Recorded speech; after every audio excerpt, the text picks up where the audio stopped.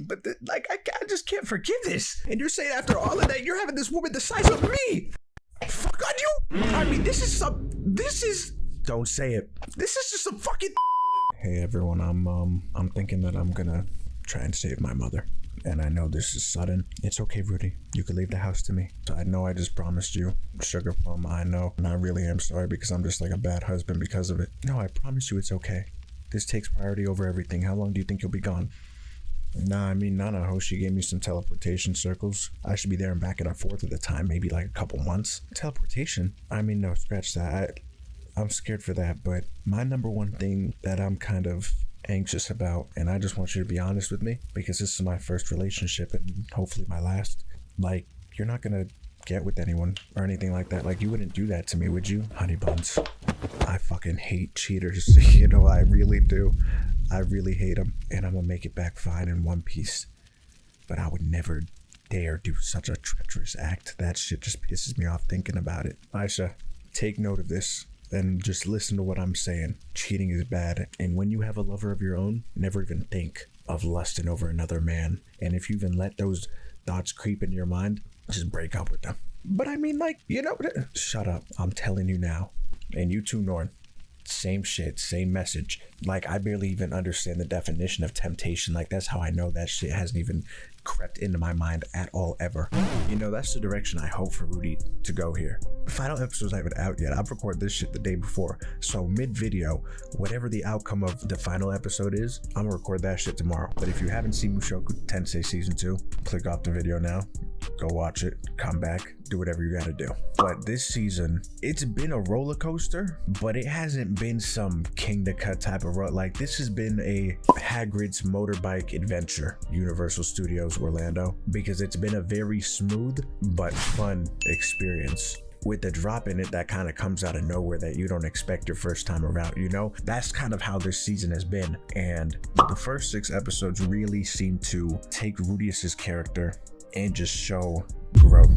It seemed like he was in the right headspace to go on this adventure, try and save his mom, do whatever. Feels like he really has learned a lot. And first episode back, he goes out, he's going to travel with Elenace. They end up teleporting to the Sahara.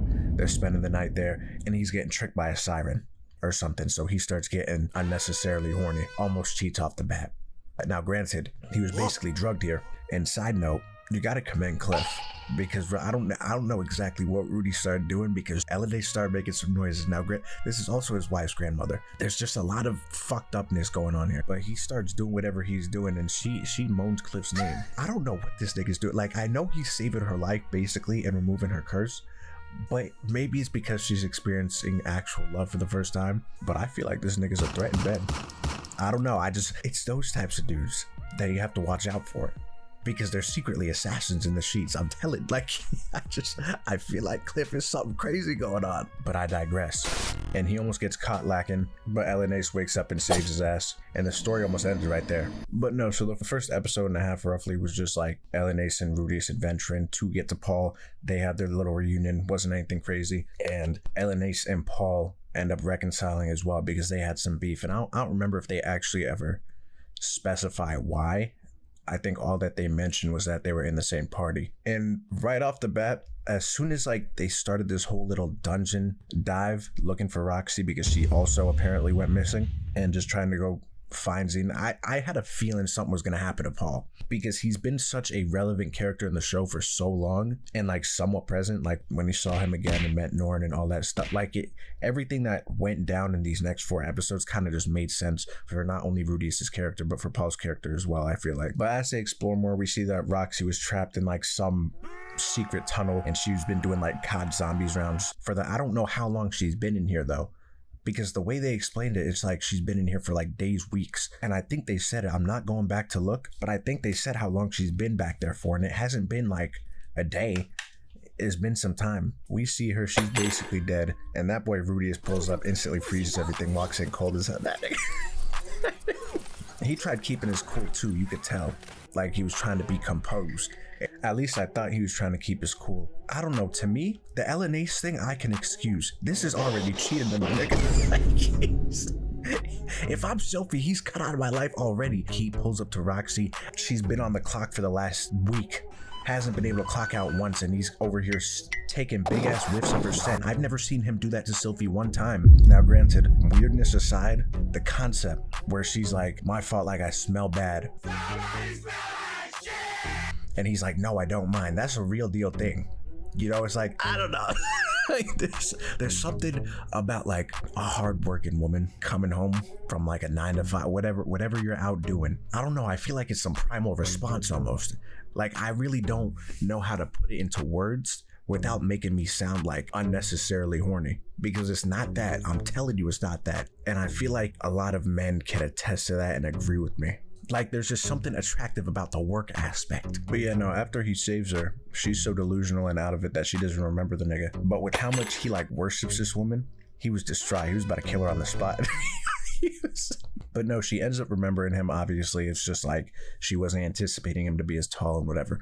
But like, I don't know, this might just be a me thing, but I don't remember Roxy. Like I remember them emphasizing a little bit how short and small Roxy was early on in the show, but like I feel like she looks even smaller now than she did prior. And obviously, again, like he's grown and whatever, so proportionally, I guess maybe she just looks smaller because he's tall as hell. But like, I don't know, like in some of the scenes where they show her, she seems like 4'11", and like she used to look like a solid 5'4", 5. I don't know. And these next couple episodes were a fun adventure, because going on Twitter, I saw people say like the anime only watchers, like it's gonna be interesting to see their reaction to the next couple episodes. And like just when they're going through the labyrinth again, because they went in like 3 or 4 times, and seeing how Roxy keeps on blushing at the nigga, I wasn't getting a good feeling about it at all. I really didn't know. I didn't know which direction this was gonna go, because obviously from the jump out the womb, this nigga's loved Roxy, because we just see them getting closer and closer. But then she basically asks him out on a date to go on a labyrinth hunt like after this one, and that nigga did not hesitate. And as she's asking him, like, I'm putting myself in his shoes, so I'm like, of course he's gonna say I can't. I didn't expect him to bring up his wife, because I just know the type of nigga he is at this point. And he just said, the day we save my mother, we go to sleep that night, wake up at the crack of dawn next morning, we will be in that fucking labyrinth. That's basically what he said. And he already cheated on her once by sniffing her hair. And again, to me, this whole Rudy, can I borrow your back to sleep? That's also cheating. I don't care. That's not happening, because again, it's all intent, right? I'm not really trying to get into a Maury episode here, but like it's all intent, and Rudius knows how he feels about this woman, you know? So it's like you have to separate yourself from the temptation, and he's just giving into it. And he has a kid on the way. If Kendrick knew about this, he would be sick to his fucking stomach, and there would be a Meet the Grey Rats coming the fuck out tomorrow. And we just see them keep progressing through the dungeons. We see Rudy and Roxy, they go on these little excursions to go buy Elenace's sword. This is how it starts. I'm telling you, this is how it starts. Like, this is always how it starts. It's always the little like steps, you know? Oh, we're just going to get a sword. No big deal. That's my master. That's basically like just saying, just a friend. Then they're at the bar drinking, not a date. Why? She's my master, so I couldn't. Just putting yourself in harm's way, basically. And they eventually get to like a crossroads with these teleportation circles. And honestly, Paul gave him maybe the best fatherly advice. Like, this is the S tier anime dad. This was some man-to-man advice, and this is how you parent your kid. Because usually you hear stories about like fathers where they're like, I don't want my kid to come out like I did.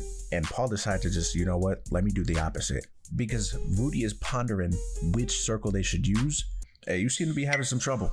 Yeah, no, I am. Because it's like, I don't feel like this is the last room, Pops. I really don't. No, this is definitely the last room. But you know, that aside, let's get to the important shit. There's something I wanted to talk to you about. What is it? What the hell is she gazing at us like that for? Why the fuck do I smell her breath? Why the fuck do I smell her breath from? You know what? I'm actually going to hold off on that, Rudy. No, just tell me right now. You already started. No, I'll tell you when we get back. Let me use like some analogical shit right now. That's a big word for me, so just hear me out. Like, you see me how I'm dual wielding these motherfuckers? Back in the day, I wasn't comfortable holding two. I was a one sword type of guy, but now I got two of these things. And now I don't feel comfortable if I don't have them both. And it's like I'm attached to both of them, but they both have different roles. And if it were up to me, I would have 8 arms and wield 8 of these swords. Does that make sense to you? Because I know I would be like even more comfortable with that. And in simplest terms, I'm saying to just cheat on your wife and just get another one like that. That's really that simple. But with the swords, it's like, what? What did you just say? That cheat on my wife? No, dude, I didn't say that. I said to leap when you swipe, like your swords and stuff when you're dual wielding. But no, so I thought that was some great fatherly advice. And I don't know, to me, him dying, it didn't seem out of the question. It just seemed a little extreme for me watching it, but I don't like, it was a big possibility. And it was kind of like right in our face. And I don't know why I wasn't like thinking like that. I don't know. But no, so then after Paul gives the best advice of the year, he finds a secret door, and then they actually find the real teleportation circle they're supposed to go to. And I don't know what this next episode is going to be about. I know what it's going to be about. I don't know how good it is going to be. But what I do know is that this episode and episode 11, definitely top 10 episodes in the series, but one of them is maybe like top 5 or top 7. Because once they pull up into this labyrinth and they pull up on Dragon Lord Placidus Axe and we just see Paul blitzing the fuck out of him, the camera angles that they would get of Paul swinging the fucking sword was some of the best animations of the fucking show. And the cameraman was fucking on his ass. That shit was so nice. But they end up having to retreat because they just didn't have the firepower to handle that guy right now, and they didn't have a strat. And then Paul's obviously emotional and he starts crashing out a little bit on Rudius because of how calm, cool, and collected he was about it. No fucking doubt in my mind that was Zenith. That is gonna be all right. You just gotta calm down.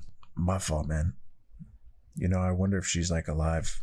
And why the fuck would that matter? That's your fucking mother, you idiot. I'm just wondering for her safety, Dad. Like, I mean, stop with the squabbling. Stop it. Rudy, that's your fucking mom. How are you so fucking calm about this? And what would being a bitch do? This is like a fourth quarter situation right now, and you want me to lose my cool? Nigga, they call me Mr. Fourth Quarter.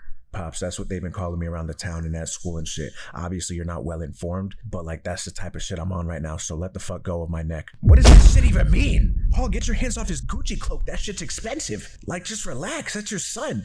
Man, fuck a Gucci scarf, nigga. But no, after that little scuffle, they reconcile and they head back in for round 2. Yeah, and this shit was intense. And they're putting out some of the best animation we've seen in the show, like POV switches and like camera focus. It would blur out and then focus on Roxy and Leif Erikson running. And it was just beautiful all around. And Paul and Rudy were working like LeBron and Kyrie in 2016. And I knew it was getting serious once I saw Roxanne casting fire magic. That's not even her specialty, but she was locked in for this shit if she was stepping out of her element. And we see Rudy is face to face with this demon, and I don't know what the fuck took over, but he just went straight in his eyeball. And that shit was so fucking hard. And seeing him get thrown and just scream out Roxy's name and her clutch the fuck up and fireball jutsu that shit, it was just like the teamwork that they were putting on.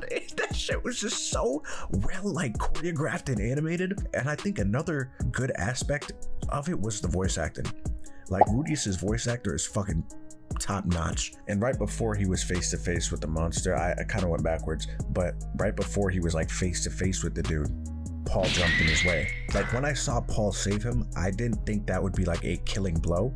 But once he started like thanking him and he was like, oh, like my arm's like kind of off of my body, but like my dad saved me, so that's cool, I knew he was toast. And on a more serious note, and I've seen like 50 to 60 anime, and out of all of those, this has got to be like a top 5 depiction of a character death, an important character death that I have seen in terms of the emotional delivery. The way that they did it with everyone just being silent, the flames in the background, Paul's body in half, and like the way he was drawn to where like you couldn't even tell if he was really even still alive. And they were showing his face and added like the littlest movement to his eyes and then ended with him smiling. It was actually so good. Like this shit was so fucking good. I was like not speechless because I wasn't surprised. I was more so surprised at how like it was presented. And then no one was talking. His mom like fell out of the thing, and it was actually like 3 full minutes of just silence. Like not one character said a word, and obviously they had the OST going and like everyone's reaction to hearing the news, but no one said anything for like a solid 3 minutes. And the symphony just gradually like picking up, and the candle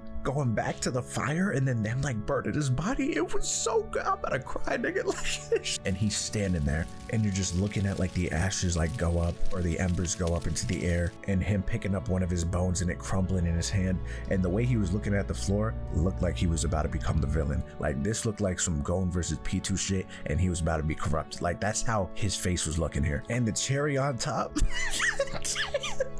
the cherry on top is when he's sitting there waiting for his mom to wake up. She wakes up and hits us with the She did the fucking peanut butter baby, nigga. She woke up and I guess she'd lost her memory and she like reverted back to like infancy. And that nigga was broken. I don't even know how to like view this shit anymore. Like I was already so distraught about the Paul thing and how like emotionally impactful that was for everyone, but that was like an extra credit assignment, nigga. Like I think in the next episode they talked about how maybe she could make like a full recovery or something like that, I think, but still, that was bad. Now this episode really has me questioning a lot of things about a lot of people, and they really got straight to it. They didn't even leave this for the end of the episode, and Rudius was really grieving. Maybe his head was all over the place. Doesn't excuse his behavior. It never does. Again, the way that they animate and draw these characters out, they really show like what they're going through emotionally, because he looks damn near geriatric. You could tell he hasn't eaten. He looks like 30 years older. Rudy, do you want to go out? Maybe see the stars or something and just get a little change of pace? You know, my dad kind of just died, so okay, no, that's fine. And this was emotional manipulation, and it's like I can't tell which direction to go with this, because I'm very disappointed. I'm very disappointed in Roxy's actions, and she starts talking about how much she appreciated Paul and his mother and all this stuff, and how like she understands it's tough, and he starts venting, he starts getting angry. You don't fucking understand, blah blah blah. How would you understand? You don't get it. She's hugging him. I'm not thinking anything of it in the grand scheme of things. If this were a real scenario, even though we're like in his room one-on-one, she's still consoling him. She hasn't realistically stepped over any boundaries yet, even though this is a pretty intimate hug. I mean, I'm just hypothesizing. I'm sure what's going through his mind right here is Roxy's way too close to me right now. And granted, while I do love her and have this strong attraction to her, I just went through the most traumatic event of my life. And I also have a wife and kid on the way, and 2 baby sisters at my house that I have to tend to. So let me just separate myself from this toxicity. She grabs his arm, pulls him back, straddles him. Game over. And one thing about this whole debacle, I don't think I heard him mention Sylphie's name once, even internally. Like even in his head. I don't know, to me, I guess like I view relationships and shit in such like a specific way. I've been in a couple situations myself in life, and just seeing him go through with this, and the look he gives Roxy is the same ass look I was giving him. I was just like, damn. And she has the audacity to sit up here, waking up, blushing and shit. Trying to act all cute, man. Because she claimed that she's been in this world for so long. Instead of throwing him some knowledge, she threw that shit up and down on him. I just can't believe it. It's like the early morning talk after everything, you know, because I know in the nighttime the demons come out. Like, I get it, right? But it's like the whole after morning TED talk that she's giving this nigga, it just seems like, I know it's not ingenuine. Clearly Roxy has like love for him. Clearly Rudius has love for her. And it's like, obviously he's gonna like end up loving both women, whatever.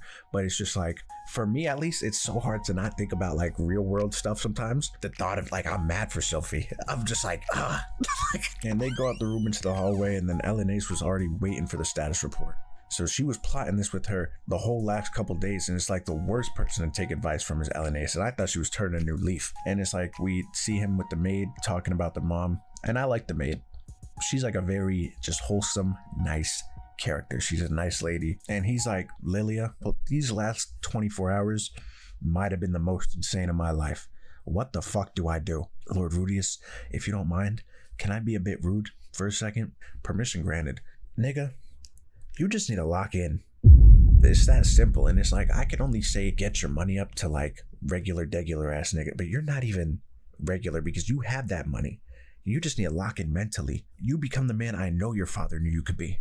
Yes, your mother cannot speak a coherent sentence anymore, nor do 2 + 2. I'm gonna be honest, we tried. She gave me 18. I mean, we got a lot of work to do.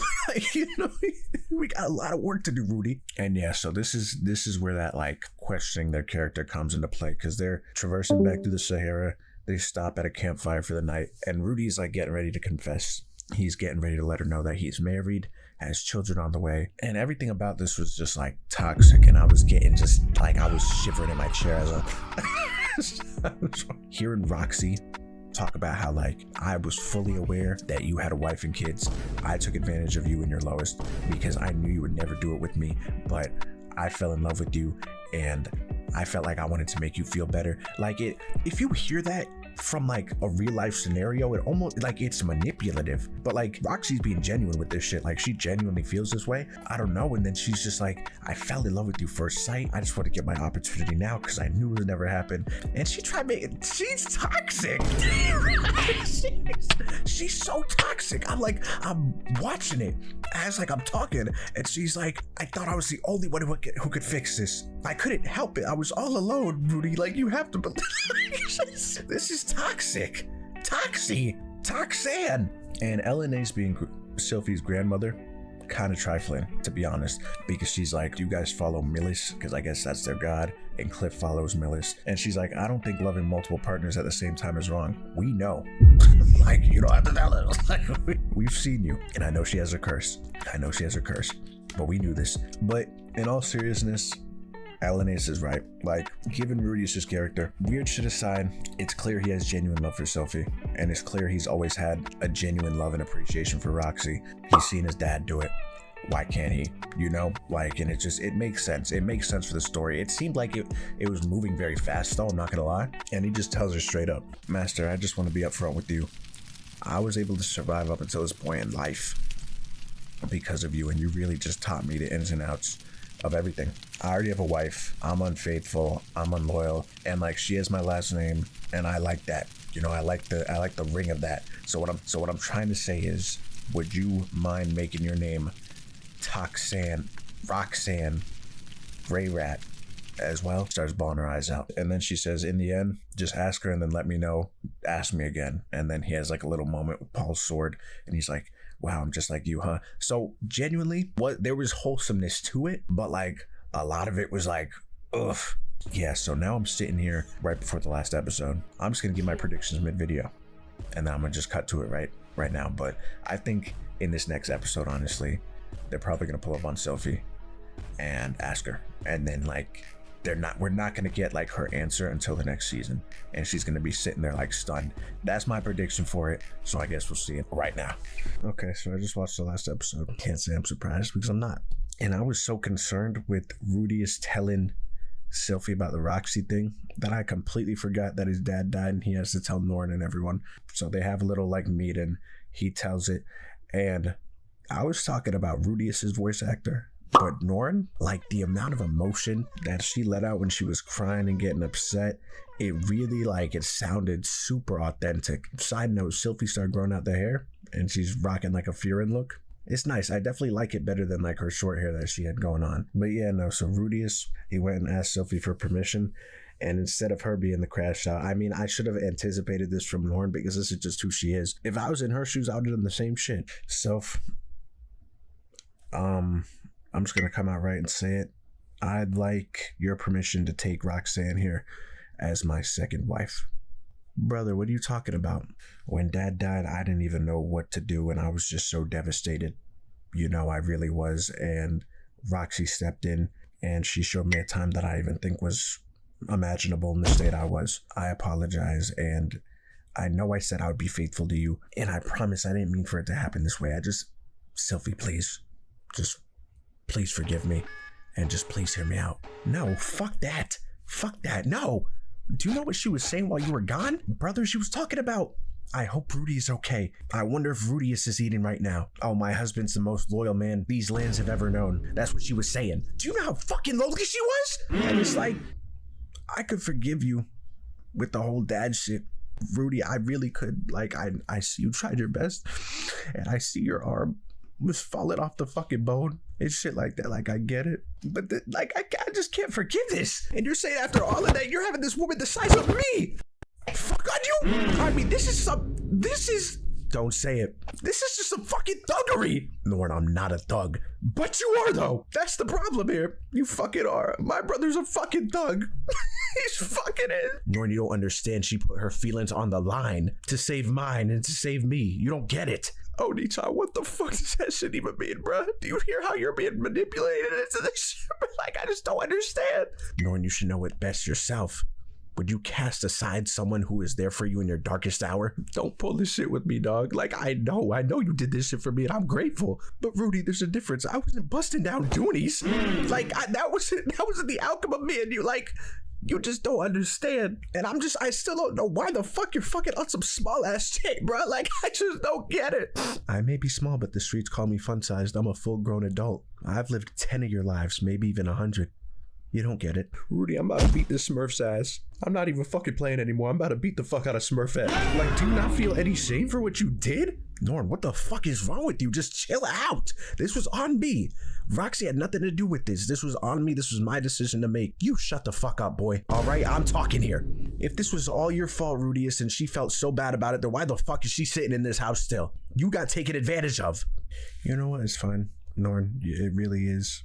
I accept responsibility for almost ruining this family, and I'm just gonna head out. But just remember, you ruined my life. I'm not pointing fingers, but Norm, you ruined my life. But no, and then of course, like I had a feeling, especially since Norm was going up, that Sylphie was gonna be like, no, Norm, like chill out. It's cool. You care about Rudy, I care about Rudy. Let's do this. Like the way that she gave Roxy permission, it was almost like, well, it's not even almost like she is, like she's the captain of this ship, like even like higher than Rudy is, like she runs his fucking family. And she kind of sneaked this to her a little bit too, because she was like, I had a feeling Rudy was gonna get with someone one day just by how horny that nigga is, and the way he's talked about you made you seem like you were some like renowned top of the line mage that they teach about in the history books, but now that I'm seeing you face to face, you're just a regular ass girl like me. And there's nothing special about you. So I'll welcome you into this family with open arms, because I know you're not throwing that shit back better than I. That's literally what she said, and I'm quoting her. And no, the rest of the episode is just pretty awesome. Moving forward, you know, Norn is training with Rudy, and she's like letting her anger out. And then Sylphie gives birth to their kid, and like we see him, and as I said, he's like really living this life now.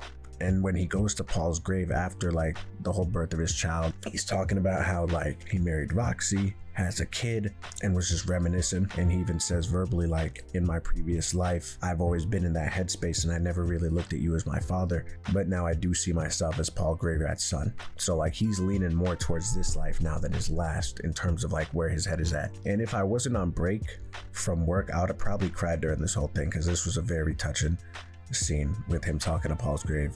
And the episode ends and we see a little clip, like 2-second clip of Eris. So I'm assuming she's coming back next season, you know, and it's going to be interesting to see which direction everything goes now, because it felt like the whole point of the story for a long time was like his mother and just like his development. So now that is sort of out of the way now, it's going to be interesting to see which direction the story goes and which enemies pop up and what have you. So I don't know, but I am going to rate this as the season, because it's all of season 2.